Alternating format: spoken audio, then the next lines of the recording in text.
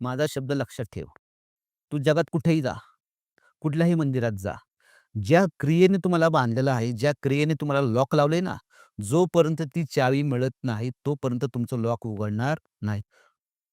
तुम्हाला जी बाधा आहे ना, त्या बाधा असताना तुम्ही कुठल्याही देवतेची सेवा करा. कितीही करा, किती जपजाप्य करा, किती काही गोष्टी करा, यज्ञ करा, याग करा. तुम्ही आता गाणगापूरला गेले म्हणलं. तुम्ही ज्यावेळेस गाणगापूरमध्ये एंट्री करता ना, तर बॉर्डरवरतीच, सीमेरेषेवरतीच ते तुमचं शरीर सोडतात. तुम्ही गाणगापूरला जाता, तुमच्या शरीरातून ते बाहेर पडले.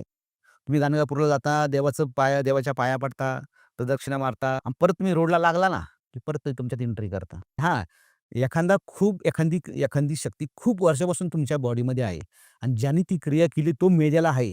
तो आता त्याला काही ऑर्डर देत नाही. मग आता त्या शक्तीला मुक्ती पाहिजे तुमच्यापासून, तुमच्या शरीरापासून. मग ती शक्ती तुमच्याबरोबर आतमध्ये येते मंदिरामध्ये आणि तिथं दत्त महाराजांना मग याचना करते, की आता मला सोडा. मग तिथं बघा लोकं या या ग आरती सुरू झाली, की लोकं तिथे थाय-थाय नाचतात.